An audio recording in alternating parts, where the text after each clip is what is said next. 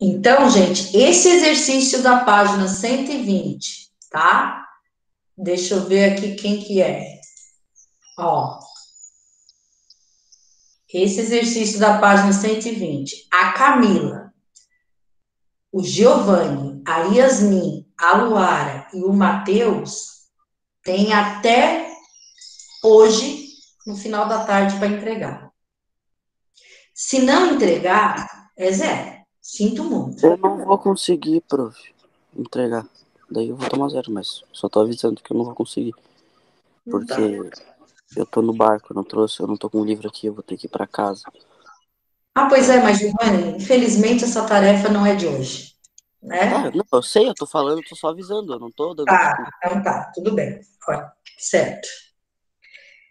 Tá? Então os outros, por favor, mandem, porque, gente, olha, Deus, sinceramente, tem umas coisas assim que não dá para entender. Vocês não vão acreditar, ontem era 11h30 da noite, tinha aluno querendo conversar comigo para dar desculpa de um trabalho que não conseguiu fazer, sendo que faz 1 mês e 10 dias que eu passei esse trabalho. Vocês sabem que eu sempre dou muito tempo, né? Então, ó, deu. Fez, não fez é zero. Vai para recuperação. Se recuperar, ótimo, tá? Porque não dá para ficar mais nessa brincadeirinha, né? Tá cansando esse negócio. Vamos lá, quem fez, sinceramente, quem fez a atividade, porque se a maioria não fez, vocês vão fazer agora para depois a gente corrigir. Fez a atividade, Luara? Qual que é a página 124? 24.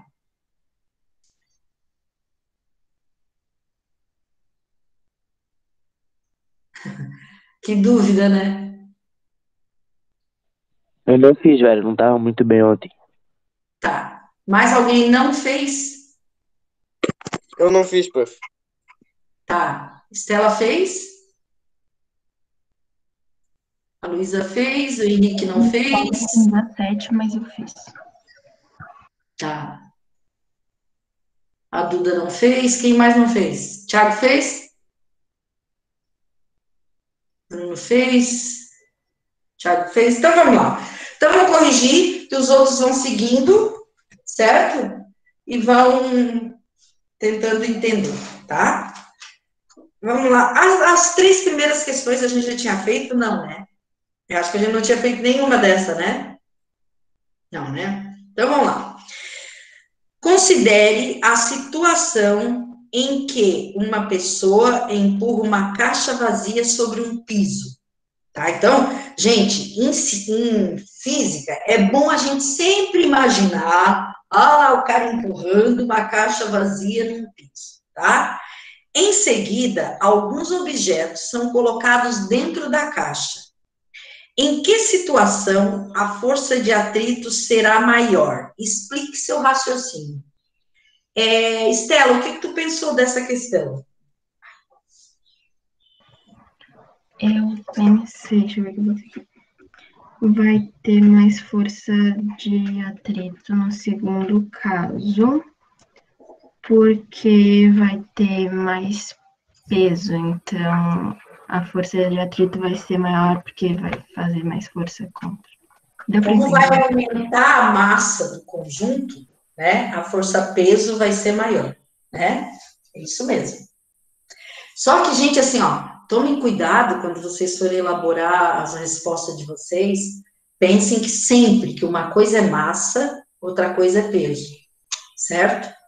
Então, aumenta a massa do conjunto, daí aumenta também, né? Vai aumentar também a força peso, né? Certo? Então, vamos lá. A2. O ato de apagarmos algo escrito a lápis com o uso de uma borracha evidencia a presença de qual tipo de força? Bruno. É força do atrito? Força de atrito, isso mesmo. Arthur, se maneiras para diminuir a força de resistência do ar durante um movimento. Como é que eu posso diminuir a força de resistência do ar durante um movimento?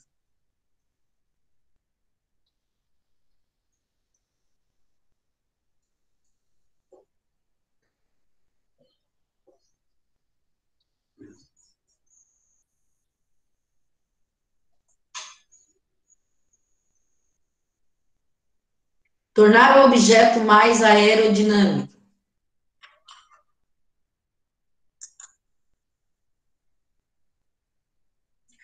Mudando seu formato ou aumentando a velocidade do objeto. É isso, são dois fatores, né?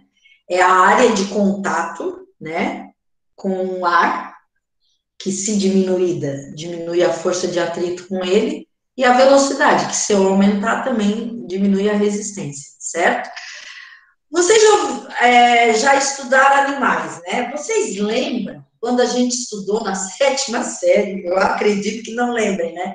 Mas que os pássaros que voam, né, eles têm, além de ter bico, né, que é uma ponta, é tipo uma quilha, eles têm também a quilha mesmo, que é um osso aqui, ó, no peito, que é nesse formato assim de bico, ó, né, que é para justamente ir quebrando a resistência do ar, tá?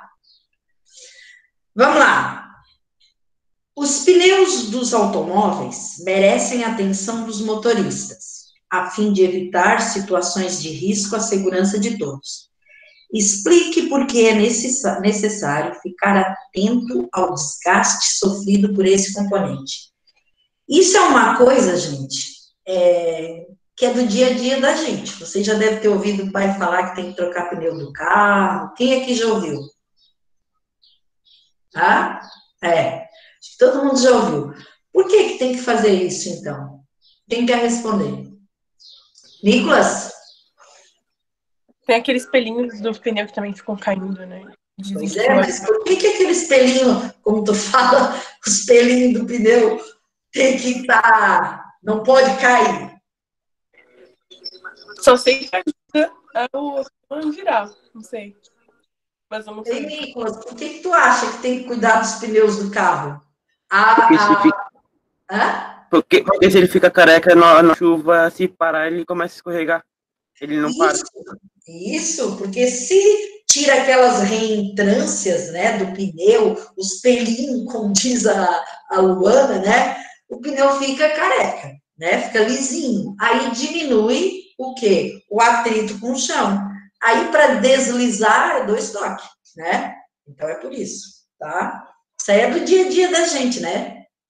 Vocês devem ver também o pneu da bicicleta de vocês, não é cheio de reentrânciazinha, né? Aquilo ali é para aumentar o atrito, né? Senão vocês pedalariam e a roda ficava girando e não ia para frente. A gente sabe, tem que ter ação e reação e vai ser através do atrito ali, né? Vamos ver aqui, gente, ó.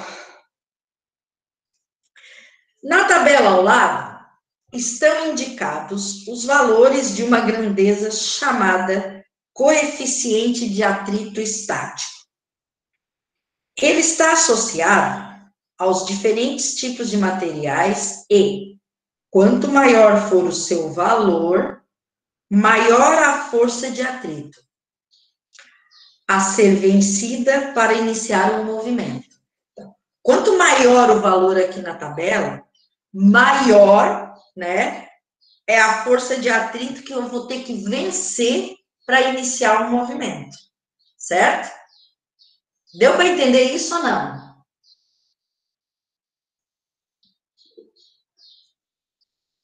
Tá. Vocês entenderam o enunciado dessa tabela aqui?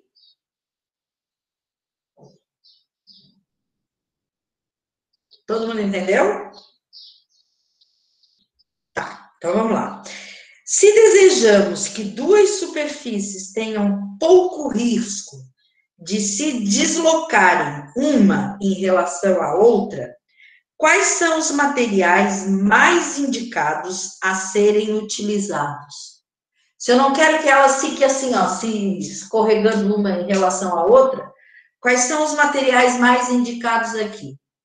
Isso, Luísa, borracha e concreto. É isso mesmo, né? Borracha com concreto, mas tem mais uma coisa aqui. Qual é? Hein, gente? Vidro com vidro. Isso, vidro com vidro, né? Porque são os que têm maior valor do coeficiente de atrito aqui, certo? Tá? Todo mundo entendeu?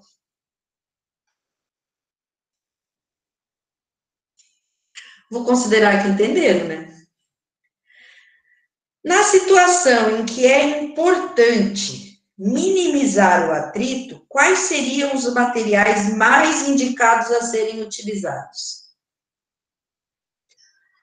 Aço com aço. Aço com aço seria o mais indicado mesmo, né? Madeira com madeira também daria, tá? Vamos para o 6. As molas são caracterizadas por retornar ao seu comprimento inicial após serem esticadas ou comprimidas, certo? Então, eu tenho uma mola aqui, ela tá desse tamanho assim, daí eu puxo, ela fica compridona assim, tá? Por quê? Porque eu exerci uma força sobre ela, né? Em que situação isto pode não acontecer? Explique seu raciocínio. Ó, as molas são caracterizadas por retornar ao seu comprimento inicial após serem esticadas ou comprimidas. Em que situação isso pode não acontecer? Explique seu raciocínio. Em que situação que ela não ia ficar normal? Como, Luana? Em que situação que ela não voltaria ao normal? É que ela não vai voltar mais para o normal. Porque, assim, normalmente, eu aplico uma força e quando eu paro de aplicar, solta a mola, volta ao comprimento inicial dela. Em que situação isso pode não acontecer? Ou seja, que ela não volta ao seu tamanho inicial. Se a força continua, se a força nunca para. É, se pressionar. Tipo, se botar um negócio pesado em cima da mola e deixar ela ali pra sempre. Daí ela nunca vai Isso voltar sim. mais. Mas a força teria que ser o quê? Mais intensa, né? Que a resistência da mola, que é a elasticidade dela. Então, quando eu aplico uma força muito extensa ou deixo por muito tempo, né? Essa mola depois pode não voltar ao normal, tá? Então, existe uma intensidade de força, né? Que até um certo limite a bola volta ao normal. Se a bola, se passar daquele limite, ela pode não voltar mais ao normal, tá? 7. No momento em que um paraquedista aciona seu equipamento durante um voo, a velocidade do voo diminui. Então, imagine assim, ó, o cara se atirou do avião, certo? E ele vem em uma velocidade incrível, né? Porque ele é um projétil, certo? Tá? E aí, quando ele aciona o equipamento de voo, de paraquedas, né, o voo diminui de maneira brusca. Nesse contexto, responda. O que acontece em termos da análise de forças sobre o corpo do paraquedista quando ocorre a abertura do paraquedas? O que acontece? Deixa eu ver quem fez, né? Arthur.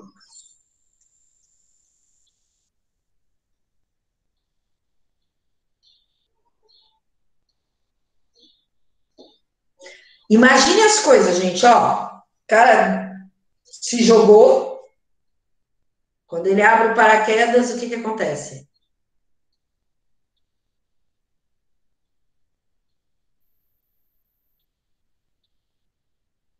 Em relação à força que a massa do corpo dele Sente uma força para cima. Mas por quê?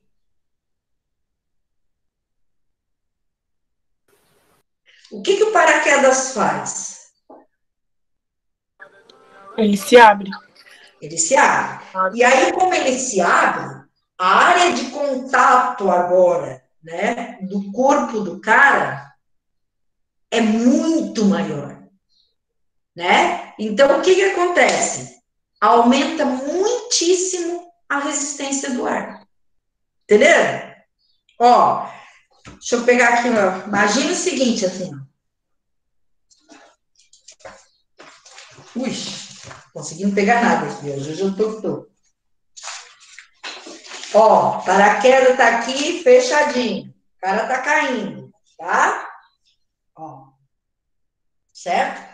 Então, o cara tá caindo com paraquedas fechado, ele tá vindo que é um projétil, né? Ele tá sendo, a massa dele, né, tá sendo puxada pro centro da Terra, certo? E como a área de contato do corpo dele com a área é pequena, ele vem numa velocidade incrível, certo?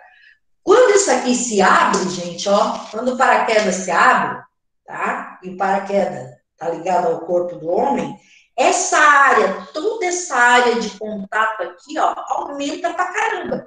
Então, o que acontece? A resistência do ar, que tem a ver, que muitos não responderam naquele exercício 120, que era a coisa mais importante, era falar da resistência do ar, né? A resistência do ar aqui aumenta muitíssimo, certo? Então, é essa a resposta, tá? Então, em relação ao peso, o que acontece? A área de contato com o ar aumenta tremendamente, porque o paraquedas é enorme. Aí aumenta a resistência do ar, e o cara leva aquele socão para cima, certo? Porque a resistência do ar vai ser maior, tá? Se a força de resistência do ar sobre o paraquedista tiver a mesma intensidade que a força peso, como fica a sua velocidade nesse caso? Como vocês acham que ficaria a velocidade dele? Se a força... Ih, aqui tá errado isso aqui.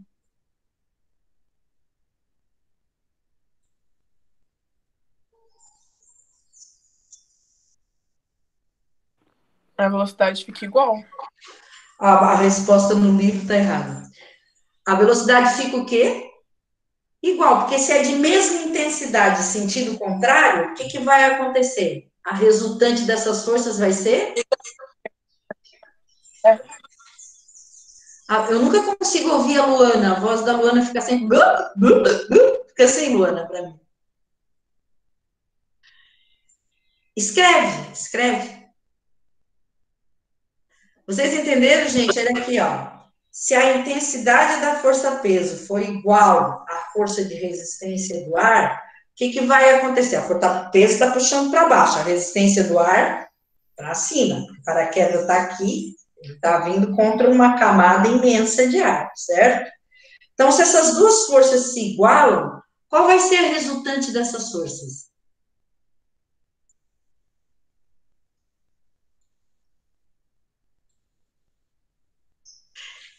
Gente, olha aqui, nós já estudamos resultante de força, certo? As forças, elas podem ser feitas no mesmo sentido ou em sentido contrário, pode ser num ângulo de 90 graus, enfim, tem várias formas de se aplicar a força. Mas, se eu estou aplicando força em sentido contrário, como é que eu calculo a resultante dessa força? Se elas são em sentido contrário, é uma menos a outra, certo? Se eu estou dizendo que F1 e F2 têm o mesmo valor, a força-peso e a força de resistência do ar têm o mesmo valor, tá? Qual vai ser a resultante da força? Zero. Então, qual vai ser a velocidade desse cara? Constante. Tá? Deu para entender? Até chegar ao chão. Se for a mesma intensidade da força da resistência do ar e a força-peso. Tá? Ninguém mais lembra de resultante de força aqui, gente? Vamos supor, vocês estão num cabo de guerra. Um puxa para um lado, outro puxa para o outro. Vai ganhar o lado que puxar com mais força, não é? Só que eles estão puxando, vai ter uma resultante dessa força. Qual é a resultante dela? É o que a mais aquele lado fez para vencer. Entendeu? Até um certo ponto, a força está igual. O cabo de guerra está ali equilibrado, certo? Um puxando para um lado, outro para o outro, tá? Se esse lado aqui fizer um esforço maior e puxar um pouquinho mais, certo? Aquele pouquinho mais que é a resultante da força, que é o que fez o cabo de guerra se mover para cá, certo? Então, quando eu quero saber a resultante de uma força de sentido contrário, eu diminuo uma da outra. Quando eu quero saber a resultante de uma força de mesmo sentido, se eu e a Luara estiver puxando essa porta aqui para o mesmo lado, a gente tem que somar a força das duas, para ver qual foi a força, né, que nós duas imprimimos que abriu a porta. Vocês entendem isso? Gente, são conceitos básicos de física. Isso não se aprende só o professor falando, se aprende lendo o conteúdo do livro, estudando também, tá? Vamos lá, 7 já foi, né?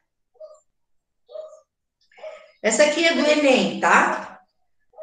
Uma pessoa necessita da força de atrito em seus pés para se deslocar sobre uma superfície. Todos nós precisamos, né? Numa superfície totalmente lisinha, sem atrito, a gente despenca, né? Principalmente se a gente também tiver com calçado alguma coisa, né?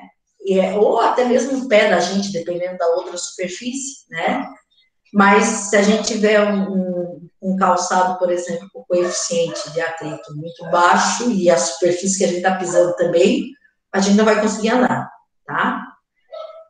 Logo, uma pessoa que sobe uma rampa em linha reta será auxiliada pela força de atrito exercida pelo chão em seus pés.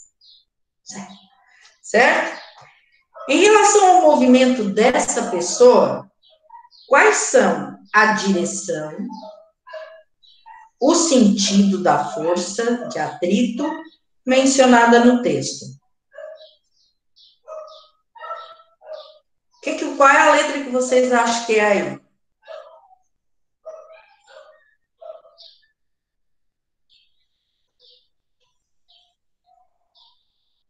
A direção aqui, eu poderia dizer que é paralela ao plano, tá? Eu estou numa rampa aqui, ó.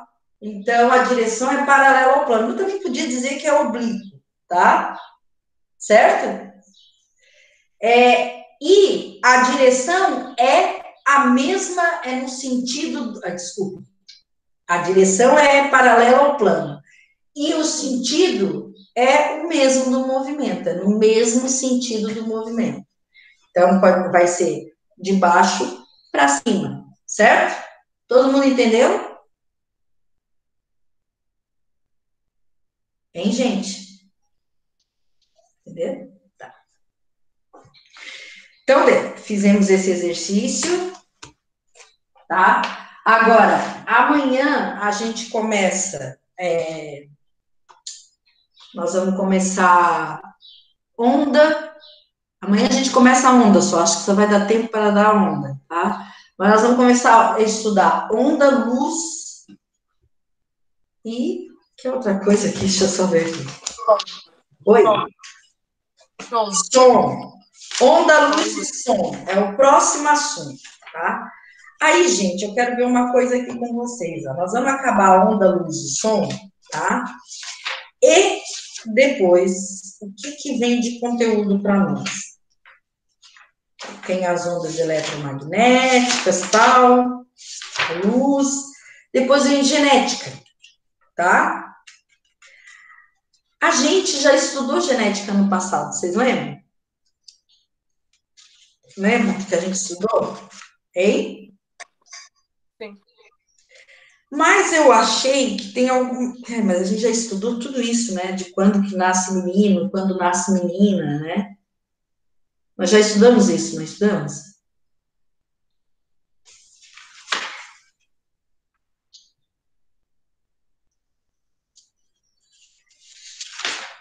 Vocês querem revisar isso aqui? Estudar genética novamente? Tanto faz, prof. Uma revisadinha, não sei. E depois o último capítulo é a evolução. Tem algumas coisas que eu esqueci.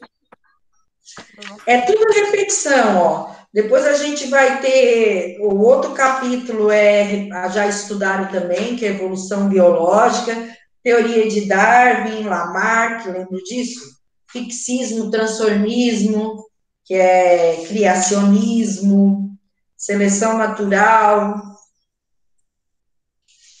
especiação e ancestralidade. Isso aqui vocês estudaram com outros nomes, mas já estudaram tudo. Evidências da evolução, daí tem toda aquela parte de fósseis, tal. Aí é toda a parte biológica, depois disso aí só vem biologia, tá? Certo? Pra gente terminar, mas muita coisa que a gente já viu, tá bom? Então, gente, até que horas vai a nossa aula? 10h05? 10h10. 10h10, tá. Mas eu terminei já por hoje, tá? Então, assim, ó, quem tiver que me mandar o trabalho da página 120, mande até hoje à tarde, tá? Certo? E por hoje era isso que eu tinha programado para vocês, tá bom? Amanhã a gente começa a estudar a onda, certo? Tá? Até amanhã, então. Beijão. Tchau pra amanhã. Se alguém quiser aproveitar esse tempinho para tirar alguma dúvida, eu fico aqui. Estou aqui. Tá? Tchau, Arthur.